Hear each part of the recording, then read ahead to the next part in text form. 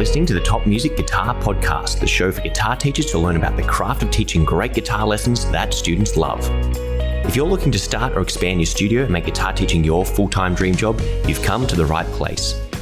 Each week, you'll get to hear from some of the top guitar teachers from around the globe and get their best tips and experiences so you too can build your own dream studio.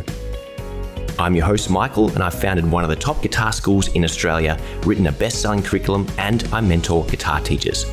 I'm excited to share my expertise with you and the wisdom of all the experts we interview. Make sure to subscribe so you don't miss any future episodes. Let's get into it.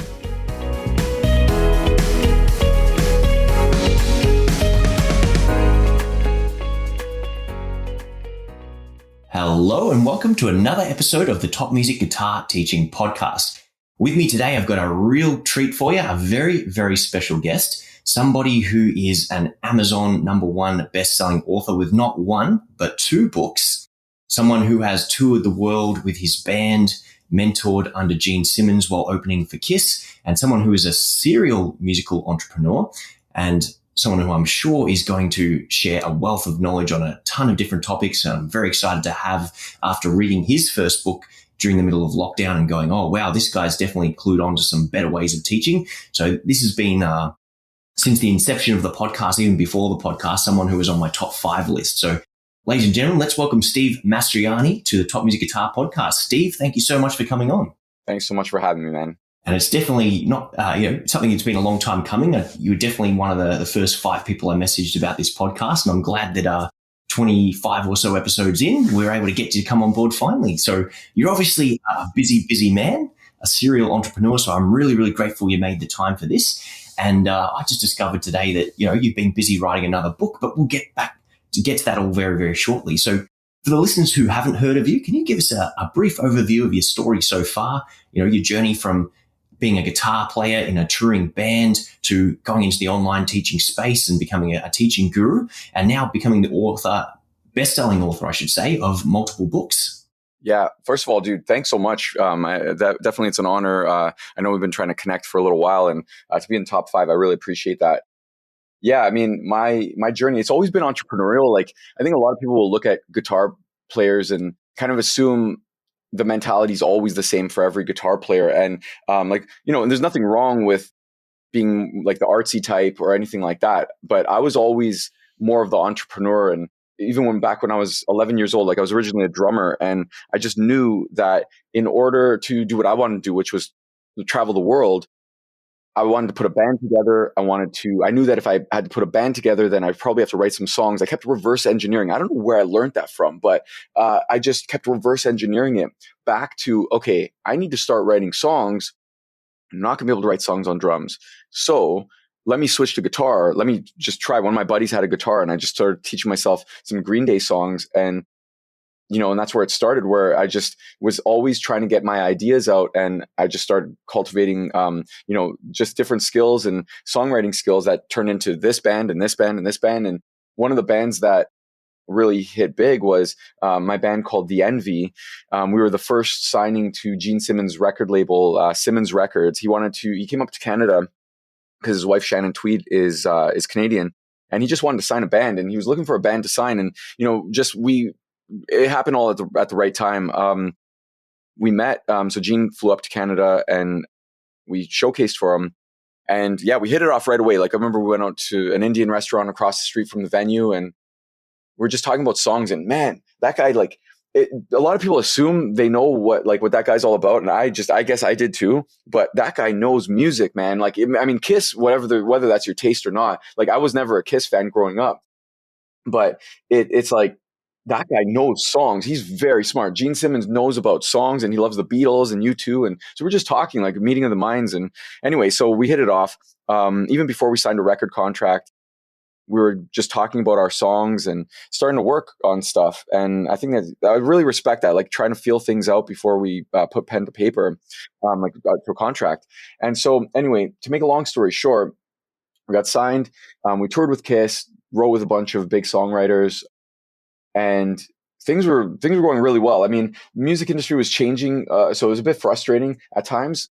But yeah, it was.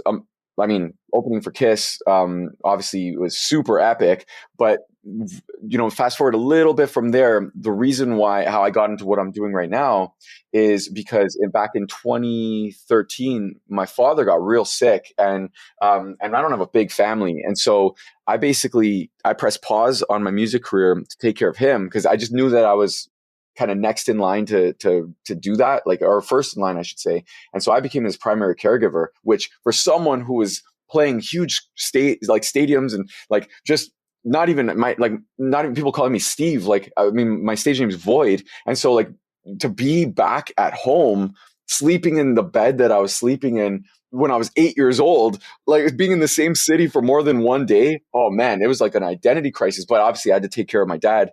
And so when I was home, I just, instead of like going insane, I started a business, and online business really helped out, because obviously I had to be in a hospital, or I had to be at home, or I had to just be mobile. So that's how this whole thing started.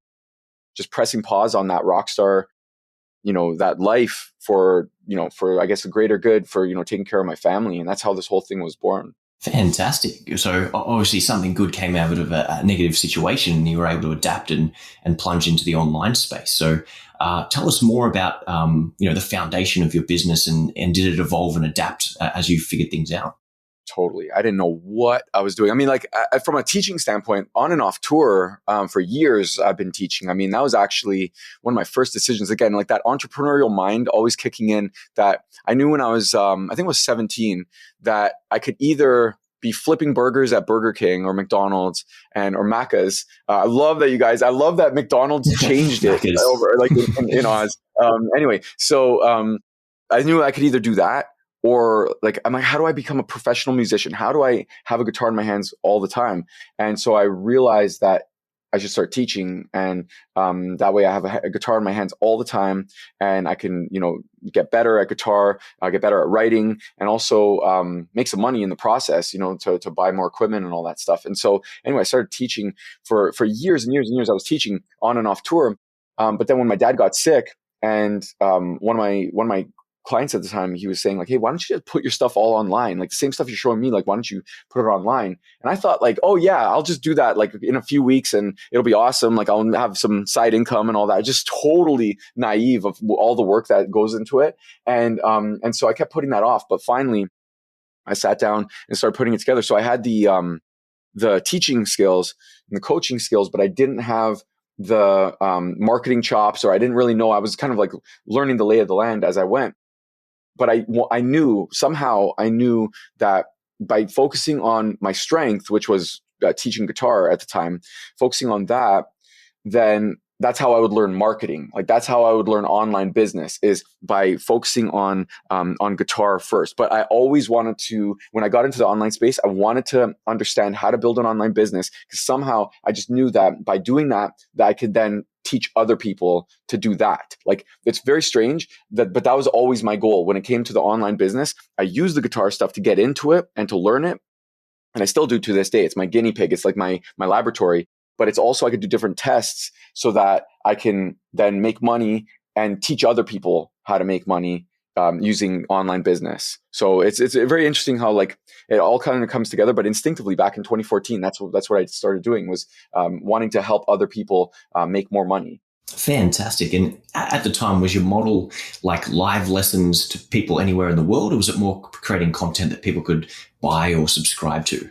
Yeah, great question. So I did do some live lessons, like one-on-one lessons. I did that a bit, but I realized there were limitations to that pretty early on. So even before Rockstar Mind, I did have some people who I was teaching on Skype at the time. And but when Rockstar Mind started getting going, like when I launched that, I had an ebook called Rockstarter Guitar. So that was kind of my first info product. And that on the back end of that, there was a membership called The Band, and it was just a $27 membership. And so I started getting that going. And again, I thought as soon as I launched this thing and pressed the launch button, holy smokes, the windfall of cash, like I got to prepare myself, because I just assumed, right? And so I didn't realize how much work it was going to be. But it was the format. I learned to leverage my time. Must have come from like songwriting royalties and just building assets. Instead of I'm here, sitting here right now, and I have to teach this lesson from start to finish. Not that there's anything wrong with that, but I understood the limitations that, okay, if I build something, I could keep selling that thing over and over and over and get royalties, or in this case, it would be, like PayPal notifications of this person bought, this person bought, this person bought. So the author mentality, the songwriter mentality of creating assets that you keep getting paid for over and over again, that was something that was kind of part of it from day one. Fantastic. And in terms of Rockstar Mind, what is that today for those who are listening and are keen to know more about it? So Rockstar Mind, it's so interesting how things evolve, because when I first started it, again, it started off being a guitar teaching business where it was all about just, okay, so cool. Like all these things that I developed over the years, I'm going to just teach other people how to do that. And where it is today is there are three distinct avenues that people will go down. It's either play, write, or teach. Some people, all of them, but play, write, teach. You either want to play covers or perform covers. Like one of my new programs is Peak Performer. That's all about play. But then write, I have Songwriter Studio, where, because there's different facets to my career, like being a professional songwriter and writing some songs that did pretty well, helping other people do the same thing. Because some people don't really care about playing covers; they want to do their own stuff. And then other people, they know how to play covers, but they also want to monetize it. They want to make money. So I have Guitar Coach Academy, which I started, which which helps to certify people in teaching and coaching people how to play guitar. So play, write, teach is really what Rockstar Mind is all about from the music side of things. But the other sort of branch of Rockstar Mind is, now that things have been established and I released Hobby Boss, it's also all this stuff is me doing the like all the experiments and seeing what works and what doesn't. And so for my Hobby Boss clients, which is still under the Rockstar Mind umbrella, that's the business coaching side. So I'd say about 80% of the business is music related. And then 20% of the business is for business, like coaching with business. I only have so much bandwidth. So, but it's actually ironic, because the Hobby Boss side of things, where I help people turn their hobby into a business, that's like my hobby. Because even if I didn't have the book, or even if I didn't have the business, like I love talking to people about that. Like, what's your idea? And let's turn that into something, and just helping people realize their potential. So that's what Rockstar Mind is right now. It's more of like a lifestyle business, like a way of thinking. That's why I didn't call it, Guitar Mind or Guitarist Mind or guitar whatever. Like, not that there's anything wrong with that. It just wasn't my vision of having a guitar specific thing. Just as a multi-instrumentalist and a songwriter and someone who's into business, I called it Rockstar Mind because I wanted it to be more of like a way of thinking, an approach, a mindset. Fantastic. And I think it definitely, encompasses all those things, and glad to see it's an ever expanding project that can include more and more things. So, there's a million different things I want to ask you right now, but I do want to go back to, what was it like opening for Kiss on their tour? Man, it was the biggest tour I've ever been on. I've played big stages before. I've played in front of screaming crowds, but man, it's just so funny how things work out, that for some kid who was an entrepreneurial musician, like, to hook up with Gene Simmons out of all, like, it's not, again, like I said, I wasn't a Kiss fan. I did like a few songs, and definitely after hearing them so many times on tour, like we played like almost 40 shows with them across North America. Like, after hearing the songs so much, like, yeah, you remember certain things, and there's certain songs that I like for sure, but I'm not in the Kiss army. And to hook up with the guy who created the brand, to make a band a brand, like the most entrepreneurial musician I've ever seen, to hook up with him and to just learn from experience, what they do, man, it was to see the raving fans and how they give the fans what they want. They always give the fans what they want. There's always the pattern interrupts, and like all the things that we talk about in like marketing and all that. Like, all those things are all there. The spectacle, the surprise, like, again, giving the fans what they want. The merch, like, again, like, look, I'm a shameless promoter of my stuff. Like, even my mug is Rockstar Mind. Like, it's Gene obviously rubbed off on me, but from a musical perspective, like from just being in a band and performing for those crowds, I have to say, I also had the fan base wrong. Like, I thought that it would be one thing that people will only care about Kiss, but they came there ready to party. Just some of the coolest people that some of them I still keep in touch with today. Just super cool. out ready to have a good time and super receptive. I think some of them knew that Gene signed us, and so maybe that also kind of helped. But we did really well on that tour, made a lot of fans. And in in Mexico, we made a lot of fans in Mexico, but in Mexico they're way more hardcore about Kiss. That like they just wanted to see Kiss. They were throwing pesos at us, and like I'd have like a peso hit me in the forehead as I was playing stuff. It was still so much fun. But yeah, it was so interesting to see their fan base. When you're talking about like tens of thousands of people, it was pretty epic. So yeah, I learned a lot about performance in general, but mostly about production and business and making it a spectacle, which was priceless.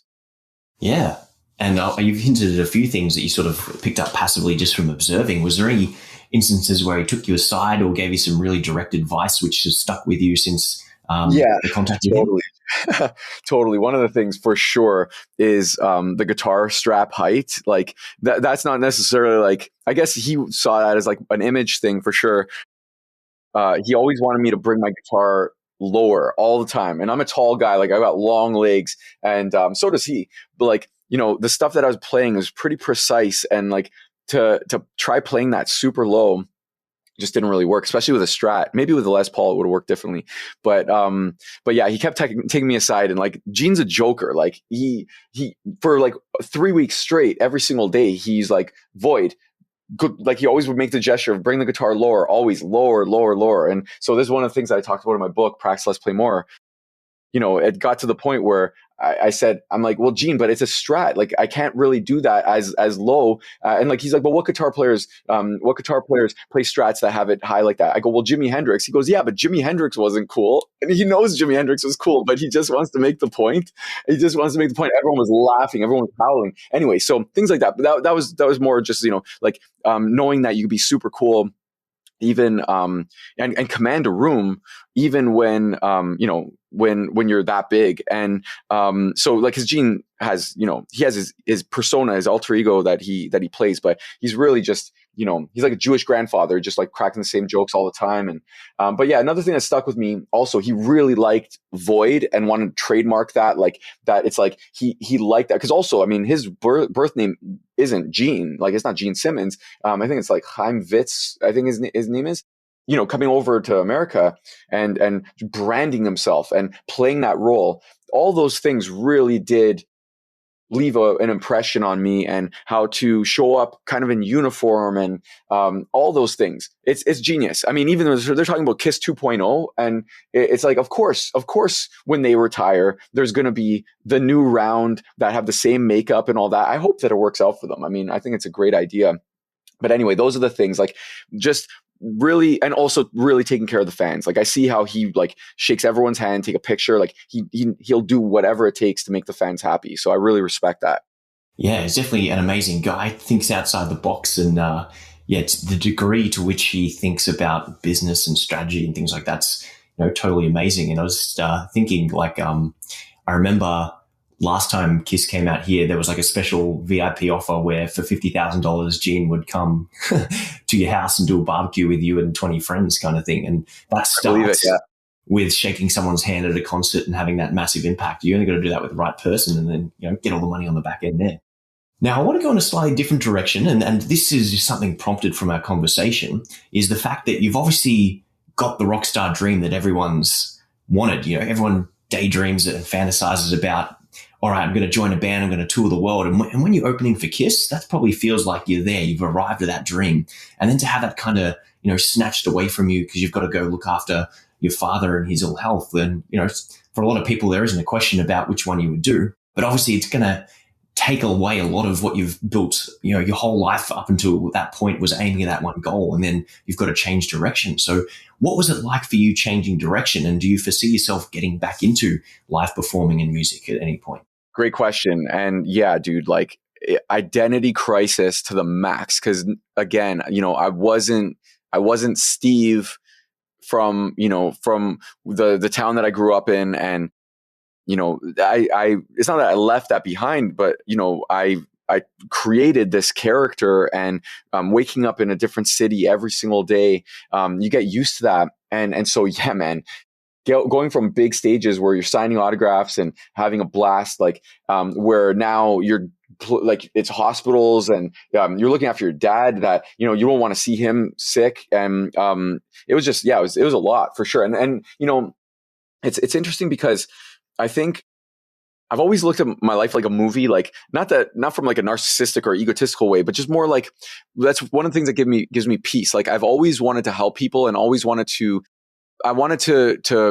create. Like, I mean, even my first tattoo was create. And so I always wanted to create. And so it didn't necessarily matter. Like when I was 8 years old, one thing I remembered after I finished my first book was I always wanted to be an author. And I forgot about that. I wanted to be then a songwriter, but that's just another way of saying author. And then when I wasn't as active with my music career, because I pressed pause on that, I started, getting more into writing and creating, but other things. And what I realized was, okay, well, that's totally fine. Like if I'm not the rock star, then maybe I can make other people feel like rock stars. Maybe cause I was, dude, it's so funny because I've always been like the coach or the therapist on tour. Like people would come over, like even at my house. Like I used to live at in like this frat house kind of thing where we lived in. It was called the Music Mansion. It was this Victorian style mansion with just a bunch. Like my band lived there with our crew, and you could imagine obviously like the crazy stuff that would go on at that house. It seems like Neverland or something like that. But everyone would be like, "Oh, just you got a problem? Like, just go down to Void's room. Like, go to Void's room." And like, I would just basically, I'd be coaching them through whatever it was, whether it was that they had problems in the relationship, or they wanted to talk to this girl, or they had problems with something else. Like, it doesn't matter what it was, but I was always coaching. And so I realized like I'm already doing these things. So now let's just lean into it.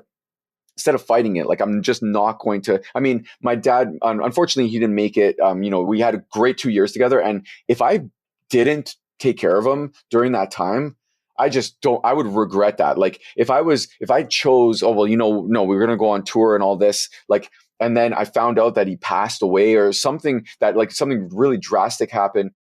It would just, there's no way that you could go back from that. So obviously, like you said, like that choice was clear.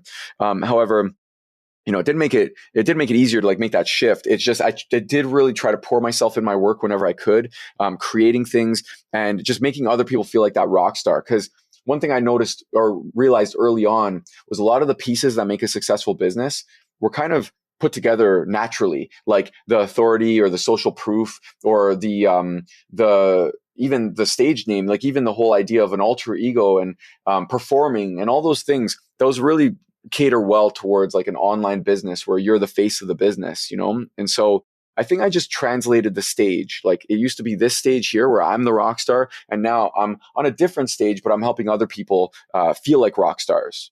Yeah, I think that's so important for the next generation of students coming up, is to have people that do care and aren't.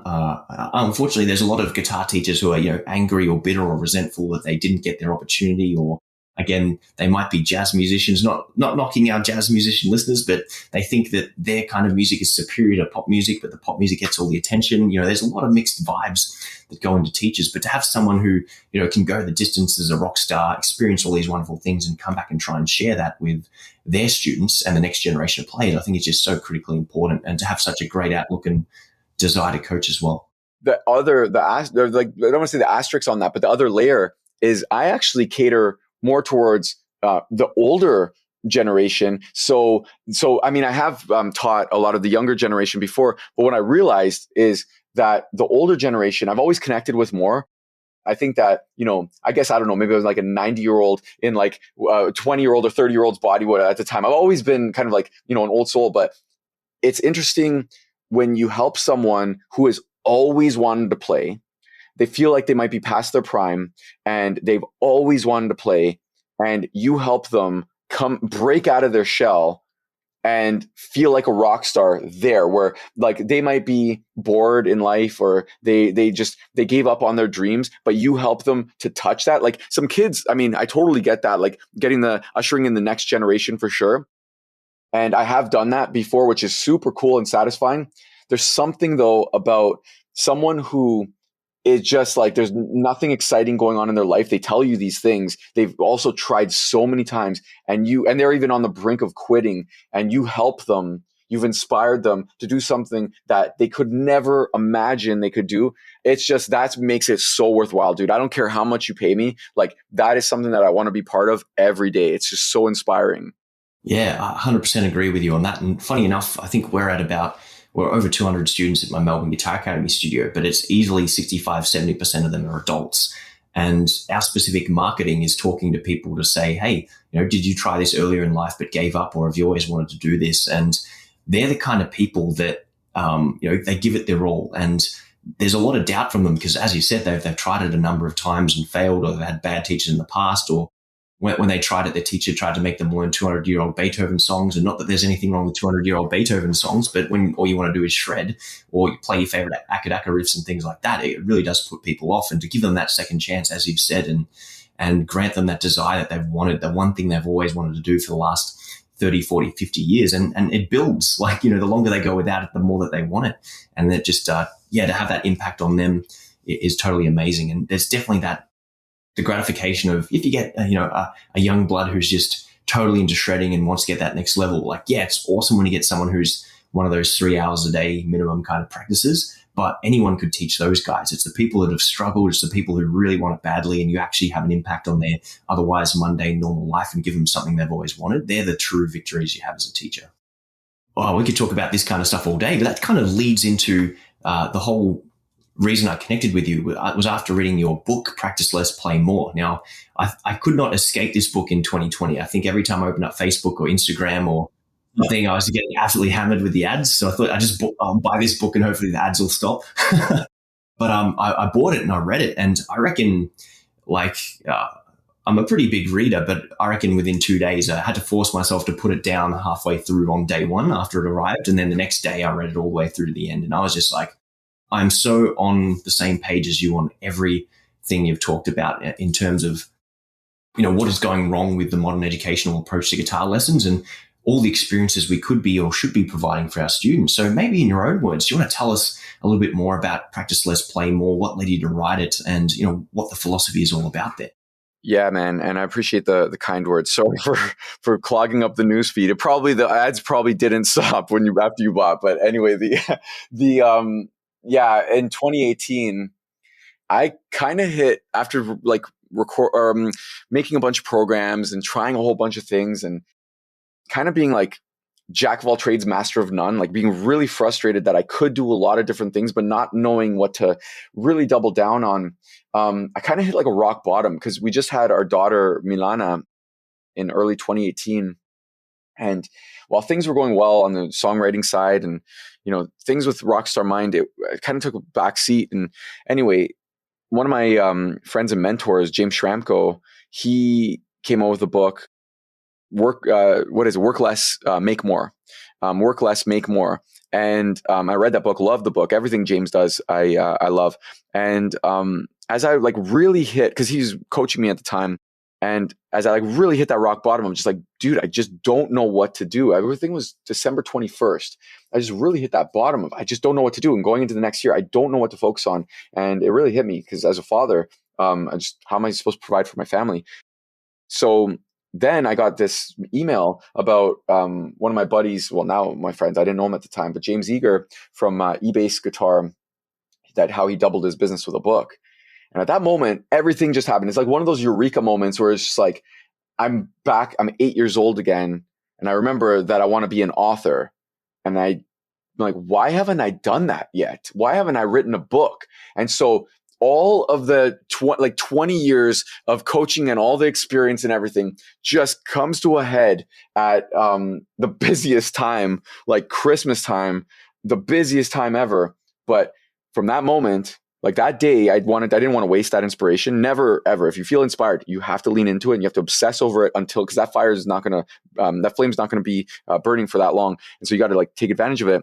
And so I remember I outlined it that day. And then the next day, all the way until Boxing Day, I just wrote whenever I could. We had visits, we had Christmas visits and everything. Next thing I know, it's Boxing Day. Like it's about to be midnight onto the 27th. Like I finished this book. Like the book is done. And 40,000+ words, whatever it was, but it was all done. And I had to edit a few things, proofread a few things, But yeah, man, from like inception to bestseller was like 6 weeks total. It was all just so crazy. But, practice less, play more. The whole idea was what I've just always been doing, where it's like, okay, what's the path of least resistance to getting what you want? How do you create a game you're guaranteed to win? Like, I've always kind of done that type of thing. How do I leverage this, or how do I leapfrog this? Like, if we meet this person, how do we meet this person? What's Gene create for us? How do we get this and this? And it's always like just playing chess. And so with Practice Less, Play More, I based it all obviously off of my mentor, James Schramko: work less, make more, practice less, play more. And it's something, it like encapsulated everything that I believed. And it's such a controversial title too, because a lot of people got and continue to get pissed off about that title, thinking that it means you don't have to pick up your guitar and do any work, and then automatically you're going to be Hendrix. But the people who really get it, they understand what I mean, is that playing music is the main focus. We're called guitar players. So playing music is always the focus, okay? And we want to practice as efficiently as possible, so we're not playing the same thing over and over and over. So each song requires you to practice less and get the payoff and play more. So what the book is, it outlines a system and just a mindset of how to do that between, again, like mindset things and orchestrating it so that you create a game you're guaranteed to win with a focus on playing music, but then getting tactical about how do I actually program that muscle memory? Because I've studied accelerated learning and a whole bunch of different things. I've always been fascinated by that stuff, and read a whole bunch of books when I was a teenager on guitar. I've bought like pretty much all of them. And so encapsulating all that stuff, condensing it down to a book that's super conversational, and just basically just outlining that process of just playing songs. Because like you were saying, Beethoven, if someone comes to me and says that they want to play songs, I'm going to do the thing that makes them happy and gets a result. Because I believe that you need to have at least 5 to 10 songs before you study any scales or theory or anything. Like, first make the meals and then study the ingredients that go into it. Like, you want to eat the meal first. So do that first, get your hands dirty and make the thing first, play the song first. And once you have 5 to 10, optionally, if you want to dig deeper and understand the grammar and all those things of the language, totally do it. I'm not against that at all. But starting about here are all the ingredients, and now I'm going to make music from it, I just think it's backwards, because we were inspired in the first place most likely by music. We're at a concert. And so start with the thing that really inspired you, play those songs. And also one of the key things, because one of the objections would be, like, how do I do that? I'm just a beginner. Or how do I play those songs? They're a little too complex. So what I say is, instead of trying to match your current skill level to the level of the song, match the song to your current skill level. That's how you play from day one. So you just tweak it, you simplify things, but the whole idea is to get you playing, because you're not going to become a better guitar player by, studying. And like, this is why, like, how many people practice scales endlessly and never make music out of them? Or, like, they want to solo, but it always sounds like a scale. Learn the solos first and then work backwards. Get the moves, the master moves first, and then work backwards. So yeah, that's basically what Practice Less, Play More is all about. And people open it up and they don't see any tabs, even though I say there's no tabs in here, and like, they don't see any tabs or anything. And a lot of people just don't get it, and that's totally fine. That's not my tribe, right?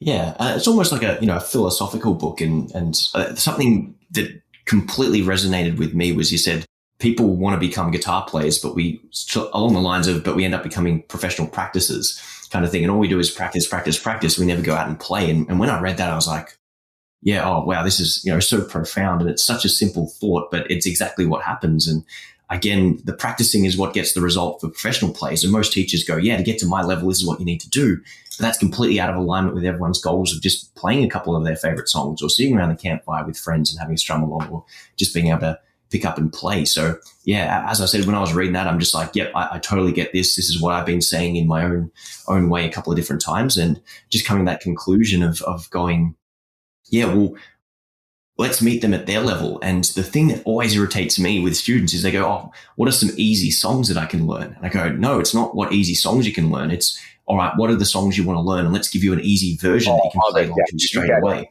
You get it. Not everybody gets that. Not everybody gets that, but a lot of, and you were saying it earlier too, is that a lot of guitar teachers, they start out, they're kind of jaded. They have to keep teaching because, that's how they pay the bills, and they really wanted to do this other thing. Whereas there are some teachers who they understand it, where that all the impact that you're making on someone, and also making your client happy and getting them the results that they want, that light them up. Like what you just said is a perfect coaching scenario where they come to you with something and you're rewiring their brain on how to think about things, because all those misconceptions that they're coming with of, well, what are some easy songs, or shouldn't I play scales, or don't I need to know how to read music, or all those things that they're being shown. A lot of guitar teachers project the things that they were taught, and they're not aware that everybody needs their own unique thing. And also, because Johnny wants to play these 3 songs, just because either if I don't like them or if I didn't learn that way, then it's not a bad thing that he wants to do that. And he doesn't have to aspire to be my level. He could just want to play those songs, and that makes him so happy. And so make him happy. I always look at the guitar as just a vehicle. Like, again, I could be doing anything. This is also why, like, Songwriter Studio, it involves other instruments. Like, it doesn't matter what we're using to tap into that confidence or that inspiration. Guitar is just one of the easiest things to do that with. It's such a powerful vehicle.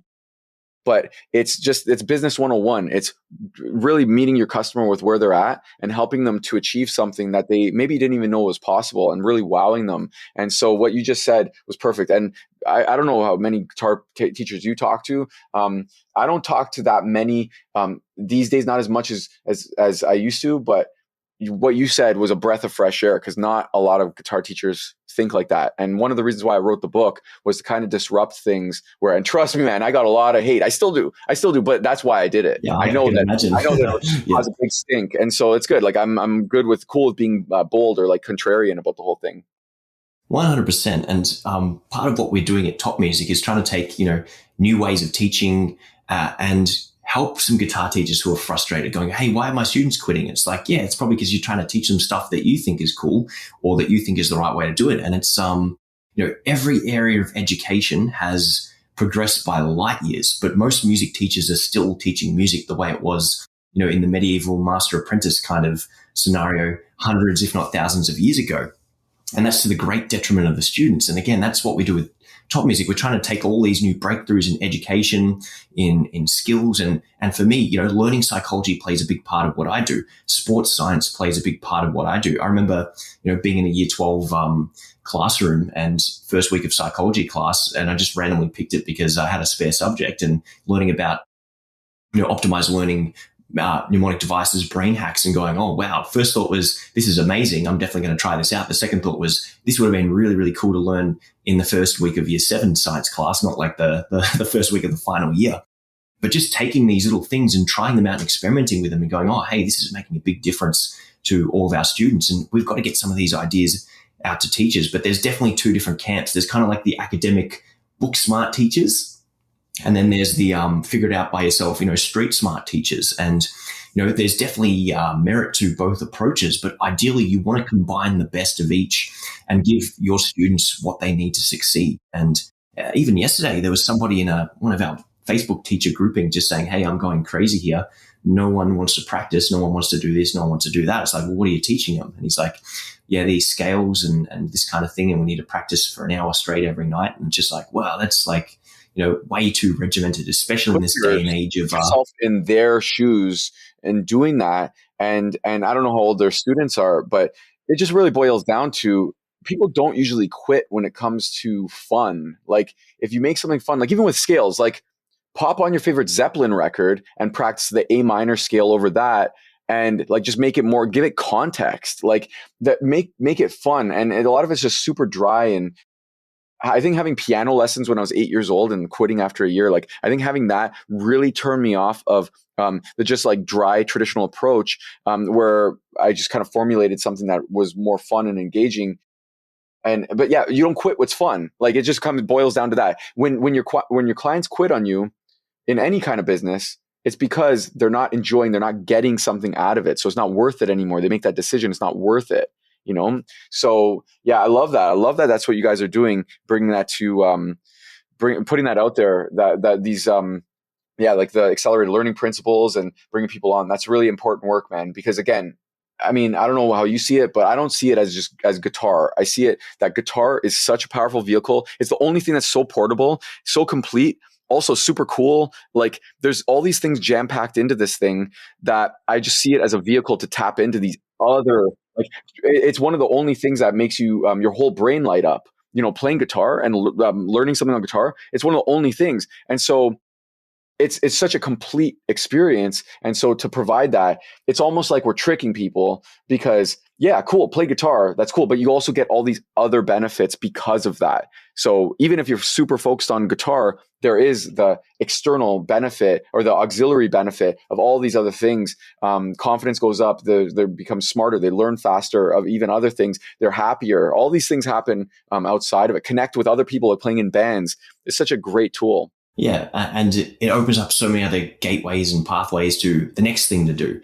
And I think a lot of teachers also, without going off on a tangent, they underestimate the impact they can have on the lives of their students, whether it's the one thing that they look forward to that week because they get someone to talk to, or they get to be part of a group or a team in kind of like a group lesson or a band kind of program, or the fact that, yeah, that one thing that they wanted, they can now finally do. And then, okay, I can play a song. Now maybe I can do a gig, or I can join a band, and it just snowballs and leads into the next thing. If I can do this, then what else can I do? And those limiting beliefs start getting crushed, and they break through that. Like I had one guy who was going to quit playing guitar before we met, and after a year, not only is he writing his own songs, he's playing at an open mic every week pretty much, and he has like tremors in his hands, and part of the tremors was because he was uncertain about what to do on the guitar. And as soon as we started like really getting into it, it was after a few weeks, it's like the tremors started calming down because it's like it was simple, he wasn't overloading his brain. And so then he started getting more confident, and the confidence started making the tremors go down, he started getting more and more confident, more and more songs, and it just starts snowballing from there. Just to see someone who said that they were going to quit, someone who's going to quit, and then like fast forward, and then you see these like they're playing his own original song at an open mic night says so much, And so those are the proud moments for sure. Yeah, that's absolutely amazing stuff. And yeah, anytime you get a case like that where you turn someone around, it's just one of the best rewards you can have as a teacher. Now, again, I discovered you with Practice Less, Play More. And anyone listening, I recommend jump on Amazon. What's better, Amazon or your website? Where should they go and check that one out? You can get the paperback on Amazon. So you can check that out if you want. There's also, if you go to playmoresongs.com, then you can get, right now I have the PDF plus like a video version of it. I think I have for like $7, something crazy. So yeah, it's really your preference. Some people prefer the paperback, but yeah, I'd say Amazon would probably be the best, the easiest route, because you get fast shipping and all that. Yeah, and a shameless plug from me. Steve hasn't asked me to do that, but I think it's one of those game-changing books that as a teacher, it will change the way you think about teaching and hopefully lead to you having better breakthroughs for your students, creating a better experience. Get rid of a lot of the frustrations that you might yourself have about, hey, I need to teach it this way because that's how it is on the sheet music, and going, no, well, what can we do to get our students playing along straight away? And again, if you can get them experiencing that and go from A to B in the shortest time possible, even if that means doing simplified versions of songs, like you can see people's face light up in the very first session, as opposed to never ever getting that stage because they quit. It's the sales pitch. Their success, their results. That's the sales pitch. Like nobody is going to leave that session when you see them light up that they're playing along. That's your sales pitch, your entire thing. You don't have to become a great salesperson. You don't have to write great copy. Like just get them results like that. And in the first sitting, oh man, yeah, they'll be yours. You just keep doing that quick win after quick win. They'll be a fan of yours for life. Yeah, and the thing that teachers overlook so much is when they listen to a song and go, oh yeah, we can get you doing that in about 3 or 4 years if the student practices consistently. It's the same as going, oh yeah, well, Shaquille O'Neal's a great basketball player. You'll be playing like him in 2 or 3 years. All you got to do is practice. When it's anything you hear on the recording is the product of 10 years of hard work by the artist before they ever set foot in a studio and recorded it, let alone all the studio magic they put on top. So when you have a student or a teacher listening to a record and going, oh, okay, yeah, we're going to play along to that, you have to see it for what it is. It's playing at the A-level elite of the elite, getting to that rare 1% top of the market before it's a product created for the listener. You need to go, okay, well, what's my little league local basketball group? And that's where you start at what is the 7-year-old local basketball equivalent of this song we're trying to play? Or what is the junior high level? And as you grow up in age, your skills improve for whatever reason. if we suck at sports, we don't just give up and stop. We persevere with it for, 6 or 7 years until we mature out of it or decide we want to do something else. If we had that expectation with music and going, okay, what is the junior equivalent of this, or where are we to match our level of development? And we can always level it up later when our skills develop and go back and do it with open chords, or go back and do it with bar chords, and eventually make it like the recording. That's something that takes so much time to develop, and understanding that as a teacher and being able to communicate that to your students is essential. And your book just does that job so well. Awesome. Thank you. Yeah, it's actually amazing. It's actually amazing how the upgrade takes way fast. Like, it's counterintuitive that by simplifying it first, like you'd think like it's all these like more steps, it's going to take more time, but striving and struggling with that same bar or first two bars and with the super, like the record, I call it the face value version, to struggle with that for so long. Instead, get your hands on the song. I call that standing on stage. Like, just imagine you're standing on stage with the band. Like, let Jimmy Page do the heavy lifting and just play power chords along with them. And it's like, okay, cool. So you get a taste of it. You're going to actually play the upgraded version a lot sooner, having that power chord version and getting the feel for the music versus trying to get right into the complex moves first. Like, if you keep upgrading, it seems like it's going to take longer, but it actually, most of the time, it's way faster because every single step, every upgrade builds on the previous one. So you have this foundation. And then on top of that, when you play that intro that's super complex, if it gets frustrating, or when you're practicing that, it gets frustrating, you could always fall back on the one where you just put on the record and let it rip. Like, you need to have something that you can play. And a lot of guitar students, they just don't have anything to play because they're always practicing. They're always working on something. There's no payoff. Yeah, that's it. You hit it right on the head there. And I, again, think of it like a CPU overload. If we're trying to do a complex chord change with 3 fingers with standard open C and open G, and we're trying to do a complex strum pattern at the same time, that's just way too much for a beginner to handle in terms of their muscle memory and their CPU power. But if you give them a bass line or a power chord, you can get them playing whatever the strumming pattern is, or a close to simplified version, and then they get it and they understand it and they acquire that skill, they level up. And then when they go to the chord progression, they've already got that skill down pat and it's 10 times easier. So by working it out at a simple level and gaining the skills in the, the safe zone, when they do level up, they've got a solid foundation to build from. And that's, again, balancing, the learning process and how you divide that one all up. So yeah, hit the nail right on the head there. And as I said to you just before we went live on air, it wasn't until today that I realized you had another book out. So do you want to tell us about your second book, which is also an Amazon bestseller, as you've told me? Hobby Boss. Yes. That book is, that book was a major endeavor. So I wrote that book during the height of the pandemic. When it first hit, I accelerated the pace of that book because I knew that when COVID hit, I knew that people were going to be out of jobs, and I really wanted to write that as soon as possible and help as many people as possible because I knew that jobs would be lost. I knew that it would just disrupt everything. And so the whole premise of Hobby Boss is turn your passion into profits online. So it's whether you're you're a musician or you're an artist or just any hobby, sports, an athlete, like anybody who wants to share a skill with someone else. It's basically, I just teach what worked for me. And the book is split up into 4 sections. I just wrote the book that I would have needed when I was, sitting there in the hospital, taking care of my dad. Like, what were the things, like, just do this, then this, then this, then this. So like the whole book is based on something that I call 6 strings to 6 figures. So it's basically, there's 6 questions to ask in each section, the 4 pillars of profit. So each pillar has 6 strings, 6 different strings from this idea to this. Like, how do I get from this to this? And you just follow the steps and you basically come up with all the things from, getting yourself in the right mindset of being an entrepreneur, in how to produce your first solution, in how to promote that solution, make your first sale, and then on how to keep making more sales and keep that customer. So that's what the book goes through. It's a big book, I'm not going to lie. Recording that audiobook was absolutely insane. But the book, I'm super proud of it. And I think that anyone who actually goes through it, even if you just go through the first section, I think that you'll get a lot out of it and really understand what it means to be an entrepreneur, especially online. Then when you get into the next section, I mean, if you want to put together a product, even if you're not putting something together that's going to be recorded that you sell over and over again, even if you're doing something like one-on-one lessons, then you're just going to understand more about what does the customer want, all the stuff we were just talking about. What does the customer actually want?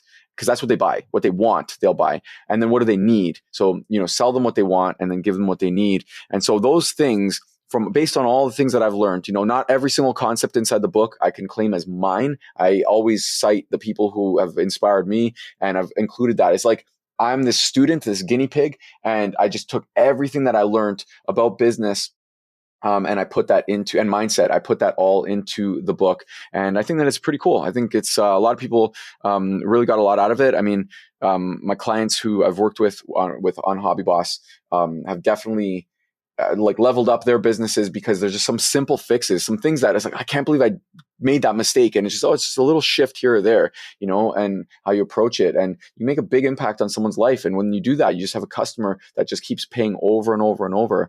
And whether that's live lessons or whether that's recorded products, it's a pretty amazing thing waking up and seeing that, like, there are PayPal notifications that you made $1,000 before you even woke up, or things like that, just things that you wouldn't necessarily experience as a musician, because most people assume that musicians are broke all the time, so these are things that just don't, those are limiting beliefs that we could smash through. And my book sets out to smash those limiting beliefs and help inspire and educate people. Fantastic. So that one's called Hobby Boss. And where can our listeners go and get a copy of that? I would say, Amazon would be the best bet. If you go to hobbybossbook.com, then you click that link and it'll just take you to the page for on Amazon in your country. But yeah, you could just search it on Amazon, Hobby Boss. Fantastic. Now, I know a lot of our listeners are probably sitting on books or may have even written books, but don't really know how to get them there. What advice or process would you recommend for those who want to write a book but are stuck, or those that have a book and want to get it out and share it with the world? Yeah, for someone who doesn't have a book yet, I highly, highly recommend having a book, because a lot of your business will come from the book. Like, it just does so much for your credibility. Even in 2022, it's just amazing how we still look at an author as, like up on a pedestal. Like, they're really, like, you've achieved something. It says a lot about you that you like set out to do a project and you've put your body of knowledge into this book and now you're selling it. It just says a lot. It's still, to this day, we still respect authors. And so that a lot of people bought my book, both books, and they haven't read them, but it was like they read enough to know that they were like really into what I was talking about. And then they would reach out, and then they usually join one of my memberships, or I'd be coaching them privately or whatever it might be. It did a lot of the selling. So as a marketing tool, 100%, I think people need to be writing books. Like, come up with your own system, or just come up with, like, similar to what I did with Hobby Boss, like just what worked for you, and just document that, because you never know who that's going to help. And be yourself. Like, you really, like, be yourself. I'm not your typical business person, like, per se. Now, I mean, there's a whole range, but there's certain things that I do that I don't really see anywhere else. And I like that, because I'm unique and I do things my way. And so instead of trying to like copy someone else and what is this going to work? Like, I'll just be myself. And I know that there's going to be some people who hate that and people who love that. And the more polarizing you can be, the better. So Practice Less, Play More is a controversial title, 4 words. And that's basically fed my kids for the past, however many years. It's like, you got to be bold. And so don't play it safe. Like, don't be lukewarm. For someone who doesn't have a book, like, just jot down your ideas, look at what worked for you, and set aside some time every day just to write a little bit. It could be 250 words a day. But for someone who has a book and wants to put it out there, like, some people are just a little bit squeamish, like not squeamish, but like a little bit, they're apprehensive to put their stuff out there, put themselves out there, show themselves.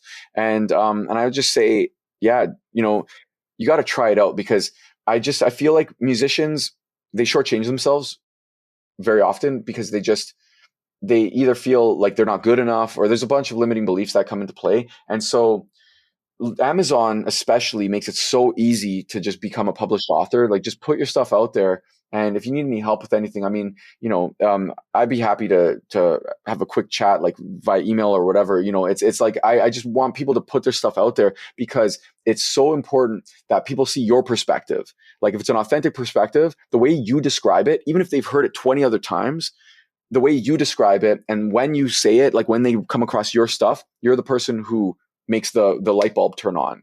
And that's such an amazing opportunity to have for someone, where you just click with them, and there will be enough people in your world. Like, you have 100 people, let's say 100 people who pay you $100 a month even, and you've got a good amount of money coming in. Like there's you don't need to have the masses. You have a very small amount of people. I'm that kind of person. I like going deep with less people.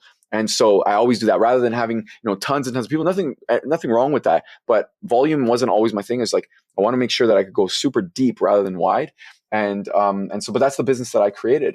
So yeah, going for it, just doing it and taking that step, and surround yourself with good people who can influence you positively. And if you don't know how to do something, then just reach out, whether it's to me or Michael or whoever. Just reach out and look for help. Someone who's achieved something that you want to achieve, latch on to those people and start learning from them.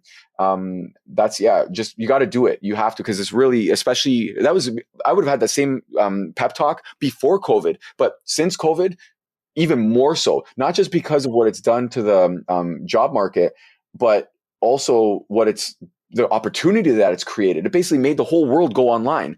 Dude, when COVID hit in the first lockdown, that was the best month of my business. Why? Because everyone was home and they were looking for stuff to do.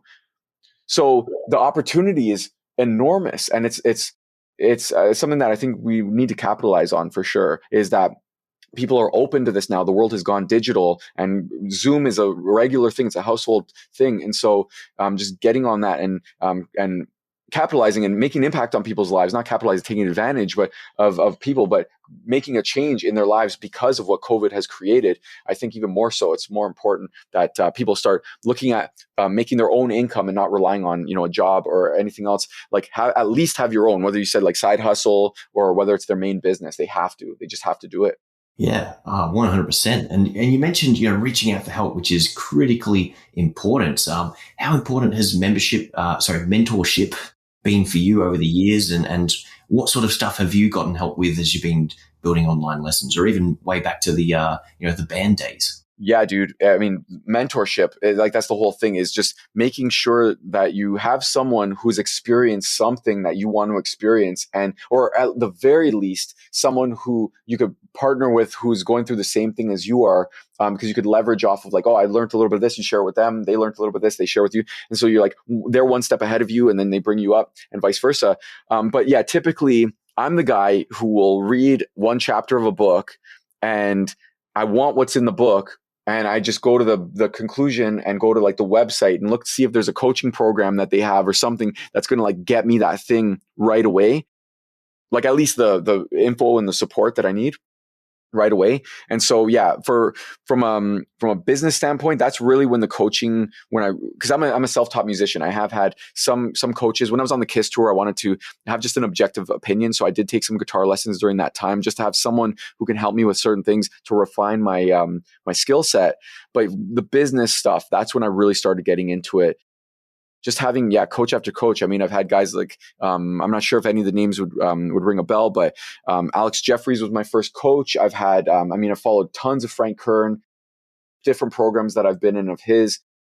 And just like I've worked, actually, there was a time like 1 year where I was working directly with, I was on contract with Ryan Levesque and even with Russell Brunson, and doing things for them, like doing marketing research, or doing things, helping to build their stuff from the back, and like really diving into it. And so that the best way to learn is just to experience. So you got to do it. Like you just have to, this is also back to that book thing, is just see what happens if you put the book out, and like the world isn't going to explode. Like put the book out and see what happens and start building off of that.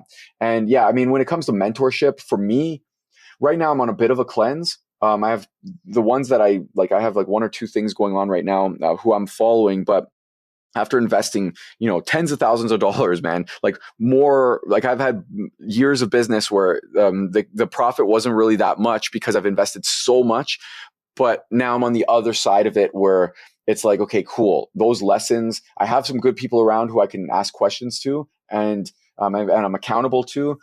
But it's like, now's the time to like really, really implement. And there's no way that I'd be able to do that confidently, even though I'm in year 8 of my business. There's no way I would be able to do that confidently if I didn't have, if I wasn't standing on the shoulders of giants. Like I just needed to, whether it was books or videos and courses or working with a coach, I feel like it's something that is just worth the investment. I mean, we're talking time here. Like you're shaving time off of the equation, and helping. I wouldn't say guarantee the result, but definitely making it more likely that you'll succeed. I think it's super smart.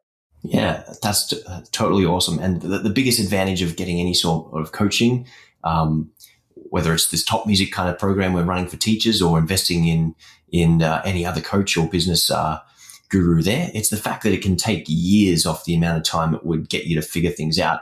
And just like you make it 10 times faster for your students than teaching themselves, sometimes we as business owners or entrepreneurs, need to find someone who's already done what we're hoping to do, and just get it straight from the horse's mouth and accelerate our way through that. So yeah, it's definitely a big fan of investing into coaching and programs that can help you get to that next level quicker. Now, as an entrepreneur, and I know we're going to wind this up for time's sake, but as an entrepreneur, you obviously have tons and tons of really good ideas. And I'm sure you've had your fair share of ones you haven't implemented either. How do you know which are good opportunities to pursue and which are ones that are, might be great ideas, but you put those on the shelf for later or just ignore them completely? Do you have any sort of process there? Great question.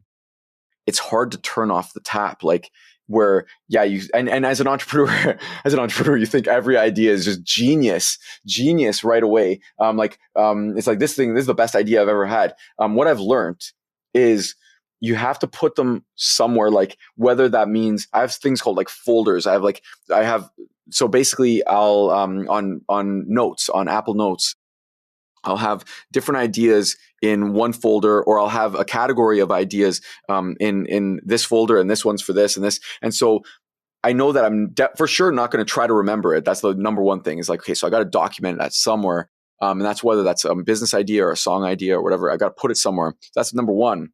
But then also it's from a business standpoint, just test the damn thing as soon as possible. Like, first, and so you got to be smart about, you don't want to do things that are that are unrelated. Like, one thing that I've got going on, it took a long time to get this happening, and my business kind of had to take a bit like 3 or 4 steps back before moving forward, because I just had to structure things like I was saying: play, write, teach. That's the thing that encapsulates my life and my business.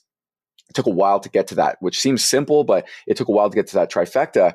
And so everything that I come up with has to fit one of those things. A book that I write, like, I'm not going to write a cookbook. Like, if I'm into cooking and I'm like, oh, well, it'd be so amazing. And it's really, there's a fusion of, I don't know, let's say like Mexican and Chinese food. And this is the next big thing. And I'm going to come up with a cookbook. If I heard that that's an upcoming opportunity, or like crypto or something like that, like, it doesn't make sense. It's got to be holistic. It's got to feed each other. And so I have a lot of projects on the go. And what I'll do is I'll get inspired to do something, and I'll put a little bit here, or I'll be writing this book and I'll write a little bit of a chapter here, or I'll write, and I have these folders. Like, now I'm writing this chapter, or writing this, or this one ends up in Apple Notes, or this is an ad that I'm testing and I think it's a great idea, but if let's let the customers decide if it's a good idea or not. And so I'll put that out there. I know where to put things. And again, everything feeds each other. Play, write, teach, all of those things. Like, the play customers can also upgrade to writing songs. And if people want to teach, then they can go into Guitar Coach Academy. Like, they'll jump from thing to thing, but you got to have an ecosystem. It's got to be all holistic. So how I judge whether or not the idea is good or not, I let the customers decide with their credit card if it's good, or like with their email addresses if it's opting in. And if it's just like, coming up with ideas for books or whatever it might be, it just has to feed the beast. It has to all fit together. And just because my business is a little more established, I know whether it does or not, I guess instinctively. It's kind of logically, it makes sense. Like I said, I won't do a crypto offer or anything like that. I know, my business is pretty simple when it comes to it. I just show people how to do a bunch of cool things, like surrounding music. And then I'd show my business clients all the cool things that I just did, showing people how to like play music better or write music, So it's just like, it's pretty simple trade-off. And so for me, because that's established, that made sense. But back in 2018, when I didn't know, I had this list of things all these things I could do, but nothing I was really passionate about.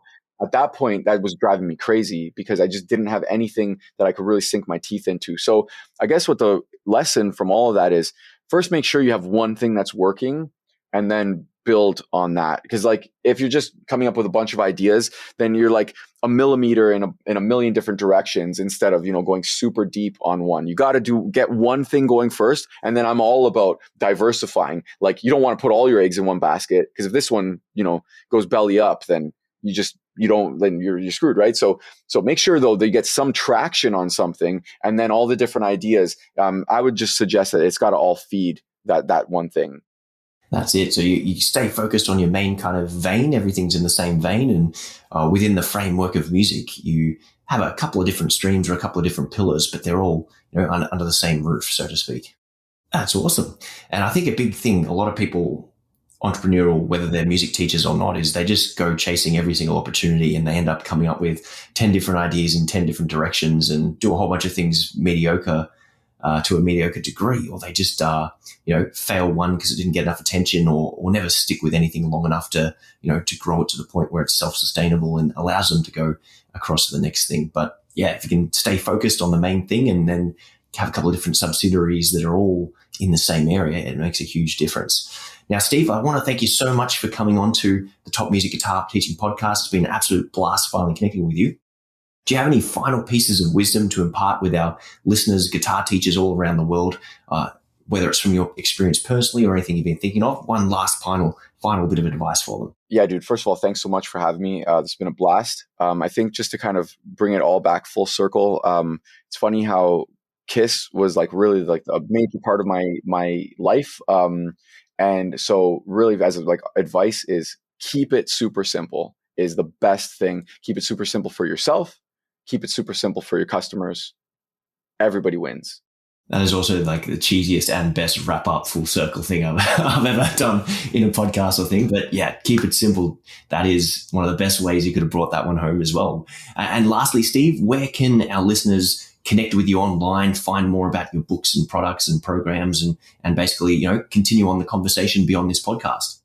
For sure. Like you mentioned, Amazon has both my books, Practice Less, Play More, and also Hobby Boss. But yeah, if you go to rockstarmind.com, then that's probably the best place to get started. Fantastic. So listeners, make sure you check out Steve's stuff. I'm sure his new book, Hobby Boss, is absolutely fantastic. That's going to definitely go on my next purchase list. But again, Practice Less, Play More is an absolute fantastic book. Go out and definitely that gets the absolute, I don't have a Top Music seal of approval so far, but I think that might be the first one that we stamp on any book or product from here on. But guys, thank you so much for listening at home. Steve, thank you so much for coming on the Top Music podcast here. And for those of you, if you've gotten value out of this conversation, make sure you go hit up Steve through the links and everything that we'll provide for you later and what he's mentioned. And if you are looking for help with guitar teaching and you want to get more ideas and hear more from other great minds like Steve, make sure you check out the Top Music Guitar membership that we've got. Continue to listen to the podcast, like, share, and subscribe, and follow us on social media. So once again, Steve, thank you so much for coming on. And for our listeners, thanks for tuning in, and we'll see you in the next exciting episode of the Top Music Guitar Podcast. Thanks very much, guys.